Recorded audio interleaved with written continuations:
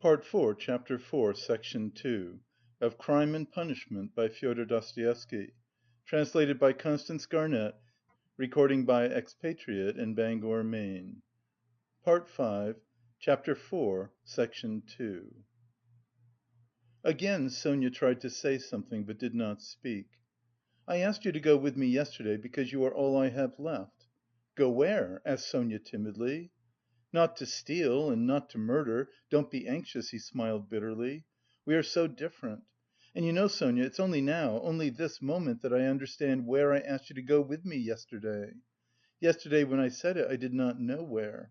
I asked you for one thing, I came to you for one thing, not to leave me. You won't leave me, Sonia?" She squeezed his hand. "And why? Why did I tell her? Why did I let her know?" he cried a minute later in despair, looking with infinite anguish at her. "Here you expect an explanation from me, Sonia. You are sitting and waiting for it, I see that. But what can I tell you? You won't understand and will only suffer misery on my account. Well, you are crying and embracing me again, why do you do it? Because I couldn't bear my burden and have come to throw it on another. You suffer too, and I shall feel better. And can you love such a mean wretch?" "But aren't you suffering too?" cried Sonia. Again a wave of the same feeling surged into his heart, and again for an instant softened it. "Sonia, I have a bad heart, take note of that. It may explain a great deal. I have come because I am bad. There are men who wouldn't have come, but I am a coward and a mean wretch. But never mind, that's not the point. I must speak now, but I don't know how to begin." He paused and sank into thought. "Ah, we are so different!" he cried again. "We are not alike. And why did I come? I shall never forgive myself that." "No, no, it was a good thing you came," cried Sonia. "It's better I should know, far better." He looked at her with anguish. "What if it were really that?" he said, as though reaching a conclusion. "Yes, that's what it was. I wanted to become a Napoleon, that is why I killed her. Do you understand now?" "No," Sonia whispered naively and timidly. "Only speak, speak, I shall understand, I shall understand in myself," she kept begging him. "You'll understand? Very well, we shall see." He paused and was for some time lost in meditation. "It was like this. I asked myself one day this question: what if Napoleon, for instance, had happened to be in my place, and if he had not had Toulon, nor Egypt, nor the passage of Mont Blanc to begin his career with, but instead of all those picturesque and monumental things, there had simply been some ridiculous old hag, a pawnbroker, who had to be murdered too to get money from her trunk, for his career, you understand. Well, would he have brought himself to that if there had been no other means? Wouldn't he have felt a pang at its being so far from monumental and sinful too? Well, I must tell you that I worried myself fearfully over that question, so that I was awfully ashamed when I guessed at last, all of a sudden, somehow, that it would not have given him the least pang, that it would not even have struck him that it was not monumental, that he would not have seen that there was anything in it to pause over, and that, if he had had no other way, he would have strangled her in a minute, without thinking about it. Well, I too left off thinking about it, murdered her, following his example. And that's exactly how it was. Do you think it funny? Yes, Sonia, the funniest thing of all is that perhaps that's just how it was." Sonia did not think it at all funny. "You had better tell me straight out, without examples," she begged, still more timidly and scarcely audibly. He turned to her, looked sadly at her and took her hands. "You are right again, Sonia. Of course that's all nonsense, it's almost all talk. You see, you know of course that my mother has scarcely anything. My sister happened to have a good education and was condemned to drudge as a governess. All their hopes were centred on me. I was a student, but I couldn't keep myself at the university and was forced for a time to leave it. Even if I had lingered on like that, in 10 or 12 years I might, with luck, hope to be some sort of teacher or clerk with a salary of 1,000 roubles." He repeated it as though it were a lesson. "And by that time my mother would be worn out with grief and anxiety, and I could not succeed in keeping her in comfort, while my sister... well, my sister might well have fared worse. And it's a hard thing to pass everything by, all one's life, to turn one's back upon everything, to forget one's mother and decorously accept the insults inflicted on one's sister. Why should one? when one has buried them to burden oneself with others, wife and children, and to leave them again without a farthing? So I resolved to gain possession of the old woman's money and to use it for my first years without worrying my mother, to keep myself at the university and for a little while after leaving it, and to do this all on a broad, thorough scale, so as to build up a completely new career and enter upon a new life of independence. Well, that's all. Well, of course, in killing the old woman I did wrong. Well, that's enough." He struggled to the end of his speech in exhaustion and let his head sink.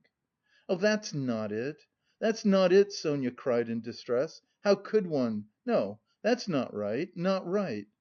"You see yourself that it's not right, but I've spoken truly, it's the truth." "As though that could be the truth! Good God!" "I've only killed a louse, Sonia, a useless, loathsome, harmful creature." "A human being! A louse?" "I too know it wasn't a louse," he answered, looking strangely at her. "But I am talking nonsense, Sonia," he added.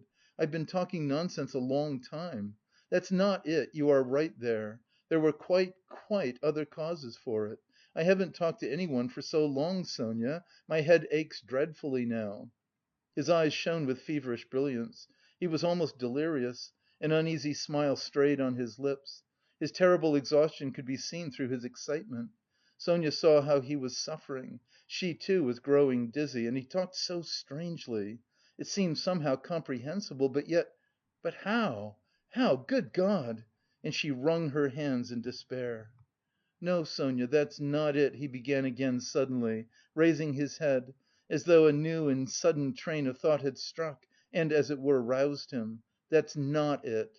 Better, imagine yes, it's certainly better imagine that I am vain, envious, malicious, base, vindictive and well, perhaps with a tendency to insanity. Let's have it all out at once. They've talked of madness already, I noticed. I told you just now I could not keep myself at the university. But do you know that perhaps I might have done? My mother would have sent me what I needed for the fees, and I could have earned enough for clothes, boots and food, no doubt. Lessons had turned up at half a rouble. Razumihin works, but I turned sulky and wouldn't. Yes, sulkiness, that's the right word for it. I sat in my room like a spider. You've been in my den, you've seen it.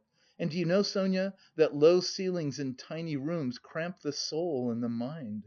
Ah, how I hated that garret!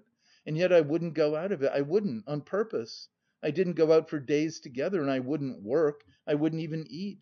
I just lay there doing nothing. If Nastasya brought me anything, I ate it. If she didn't, I went all day without. I wouldn't ask on purpose, from sulkiness. At night I had no light, I lay in the dark and I wouldn't earn money for candles. I ought to have studied, but I sold my books. And the dust lies an inch thick on the notebooks on my table. I preferred lying still and thinking, and I kept thinking. And I had dreams all the time, strange dreams of all sorts, no need to describe. Only then I began to fancy that... No, that's not it. Again I am telling you wrong. You see, I kept asking myself then, why am I so stupid that if others are stupid, and I know they are, yet I won't be wiser? Then I saw, Sonia, that if one waits for everyone to get wiser, it will take too long. Afterwards I understood that that would never come to pass, that men won't change and that nobody can alter it, and that it's not worth wasting effort over it. Yes, that's so. That's a law of their nature, Sonia, that's so. And I know now, Sonia, that whoever is strong in mind and spirit will have power over them. Anyone who is greatly daring is right in their eyes. He who despises most things will be a lawgiver among them, and he who dares most of all will be most in the right. So it has been till now and so it will always be. A man must be blind not to see it. Though Raskolnikov looked at Sonia as he said this, he no longer cared whether she understood or not. The fever had complete hold of him. He was in a sort of gloomy ecstasy; he certainly had been too long without talking to anyone. Sonia felt that his gloomy creed had become his faith and code. "I divined then, Sonia," he went on eagerly, "that power is only vouchsafed to the man who dares to stoop and pick it up. There is only one thing needful. One has only to dare. Then, for the first time in my life, an idea took shape in my mind which no one had ever thought of before me, no one. I saw clear as daylight how strange it is that not a single person living in this mad world has had the daring to go straight for it all and send it flying to the devil. I... I wanted to have the daring and I killed her. I only wanted to have the daring, Sonia. That was the whole cause of it." "Oh, hush, hush!" cried Sonia, clasping her hands. "You turned away from God and God has smitten you, has given you over to the devil." "Then, Sonia, when I used to lie there in the dark and all this became clear to me, was it a temptation of the devil, eh?" "Hush, don't laugh, blasphemer! You don't understand, you don't understand! Oh, God, he won't understand!" "Hush, Sonia, I am not laughing. I know myself that it was the devil leading me. Hush, Sonia, hush!" he repeated with gloomy insistence. "I know it all, I have thought it all over and over and whispered it all over to myself, lying there in the dark. I've argued it all over with myself, every point of it, and I know it all. And how sick I was then of going over it all. I have kept wanting to forget it and make a new beginning, Sonia, and leave off thinking. And you don't suppose that I went into it headlong like a fool. I went into it like a wise man, and that was just my destruction. And you mustn't suppose that I didn't know, for instance, that if I began to question myself whether I had the right to gain power, I certainly hadn't the right, or that if I asked myself whether a human being is a louse, it proved that it wasn't so for me, though it might be for a man who would go straight to his goal without asking questions. If I worried myself all those days wondering whether Napoleon would have done it or not, I felt clearly, of course, that I wasn't Napoleon. I had to endure all the agony of that battle of ideas, Sonia, and I longed to throw it off. I wanted to murder without casuistry, to murder for my own sake, for myself alone. I didn't want to lie about it even to myself. It wasn't to help my mother I did the murder, that's nonsense. I didn't do the murder to gain wealth and power and to become a benefactor of mankind. Nonsense! I simply did it. I did the murder for myself alone, and whether I became a benefactor to others, or spent my life like a spider, catching men in my web and sucking the life out of men, I couldn't have cared at that moment. And it was not the money I wanted, Sonia, when I did it. It was not so much the money I wanted, but something else. I know it all now. Understand me. Perhaps I should never have committed a murder again. I wanted to find out something else. It was something else led me on. I wanted to find out then and quickly whether I was a louse like everybody else or a man. Whether I can step over barriers or not. Whether I dare stoop to pick up or not. Whether I am a trembling creature or whether I have the right. "To kill? Have the right to kill?" Sonia clasped her hands. "Ach, Sonia!" he cried irritably, and seemed about to make some retort, but was contemptuously silent. "Don't interrupt me, Sonia. I want to prove one thing only, that the devil led me on then and he has shown me since that I had not the right to take that path, because I am just such a louse as all the rest. He was mocking me, and here I've come to you now, welcome your guest. If I were not a louse, should I have come to you? Listen, when I went then to the old woman's, I only went to try. You may be sure of that." "And you murdered her!" "But how did I murder her? Is that how men do murders? Do men go to commit a murder as I went then? I will tell you some day how I went. Did I murder the old woman? I murdered myself, not her. I crushed myself once for all, for ever. But it was the devil that killed that old woman, not I. Enough, enough, Sonia, enough! Let me be!" he cried in a sudden spasm of agony. "Let me be!" He leaned his elbows on his knees and squeezed his head in his hands as in a vise. "What suffering!" A wail of anguish broke from Sonia. "Well, what am I to do now?" he asked, suddenly raising his head and looking at her with a face hideously distorted by despair. "What are you to do?" she cried, jumping up, and her eyes that had been full of tears suddenly began to shine. "Stand up!" She seized him by the shoulder. He got up, looking at her almost bewildered. "Go at once, this very minute. Stand at the cross‐roads. Bow down, first kiss the earth which you have defiled, and then bow down to all the world and say to all men aloud, 'I am a murderer.' Then God will send you life again. Will you go? Will you go?" she asked him, trembling all over, snatching his two hands, squeezing them tight in hers and gazing at him with eyes full of fire. He was amazed at her sudden ecstasy. "You mean Siberia, Sonia? I must give myself up?" he asked gloomily.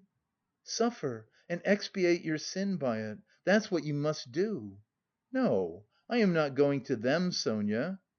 "But how will you go on living? What will you live for?" cried Sonia. "How is it possible now? Why, how can you talk to your mother? Oh, what will become of them now? But what am I saying? You have abandoned your mother and your sister already. He has abandoned them already. Oh, God!" she cried. "Why, he knows it all himself. How? How can he live by himself? What will become of you now?" "Don't be a child, Sonia," he said softly. "What wrong have I done them? Why should I go to them? What should I say to them? That's only a phantom. They destroy men by millions themselves and look on it as a virtue. They are knaves and scoundrels, Sonia. I am not going to them. And what should I say to them? That I murdered her, but did not dare to take the money and hid it under a stone?" he added with a bitter smile. "Why, they would laugh at me and would call me a fool for not getting it. A coward and a fool! They wouldn't understand and they don't deserve to understand. Why should I go to them? I won't. Don't be a child, Sonia." "It will be too much for you to bear, too much," she repeated, holding out her hands in despairing supplication. "Perhaps I've been unfair to myself," he observed gloomily, pondering. "Perhaps after all I am a man and not a louse, and I've been in too great a hurry to condemn myself. I'll make another fight for it." A haughty smile appeared on his lips. "What a burden to bear! And your whole life, your whole life!" "I shall get used to it," he said grimly and thoughtfully. "Listen," he began a minute later, "stop crying. It's time to talk of the facts. I've come to tell you that the police are after me, on my track." "Ah!" Sonia cried in terror. "Well, why do you cry out? You want me to go to Siberia and now you are frightened? But let me tell you, I shall not give myself up. I shall make a struggle for it and they won't do anything to me. They've no real evidence. Yesterday I was in great danger and believed I was lost. But to‐day things are going better. All the facts they know can be explained two ways, that's to say, I can turn their accusations to my credit, do you understand? And I shall, for I've learnt my lesson. But they will certainly arrest me. If it had not been for something that happened, they would have done so to‐day for certain. Perhaps even now they will arrest me to‐day. But that's no matter, Sonia. They'll let me out again, for there isn't any real proof against me, and there won't be. I give you my word for it. And they can't convict a man on what they have against me. Enough! I only tell you that you may know. I will try to manage somehow to put it to my mother and sister so that they won't be frightened.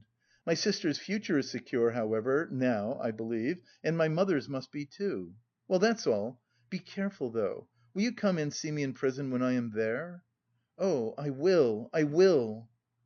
They sat side by side, both mournful and dejected, as though they had been cast up by the tempest alone on some deserted shore. He looked at Sonia and felt how great was her love for him, and strange to say he felt it suddenly burdensome and painful to be so loved. Yes, it was a strange and awful sensation. On his way to see Sonia he had felt that all his hopes rested on her. He expected to be rid of at least part of his suffering, and now, when all her heart turned towards him, he suddenly felt that he was immeasurably unhappier than before. "Sonia," he said, "you'd better not come and see me when I am in prison." Sonia did not answer, she was crying. Several minutes passed.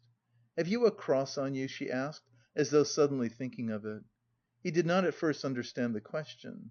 "No, of course not. Here, take this one, of cypress wood. I have another, a copper one that belonged to Lizaveta. I changed with Lizaveta; she gave me her cross and I gave her my little ikon. I will wear Lizaveta's now and give you this. Take it, it's mine, you know," she begged him. "We will go to suffer together, and together we will bear our cross." "Give it me," said Raskolnikov. He did not want to hurt her feelings, but immediately he drew back the hand he held out for the cross. "Not now, Sonia. Better later," he added to comfort her. "Yes, yes, better," she repeated with conviction. "When you go to meet your suffering, then put it on. You will come to me, I'll put it on you. We will pray and go together." At that moment someone knocked 3 times at the door. "Sofya Semyonovna, may I come in?" they heard in a very familiar and polite voice. Sonia rushed to the door in a fright. The flaxen head of Mr. Lebeziatnikov appeared at the door. End of Part 5, Chapter 4. Recording by Expatriate in Bangor, Maine.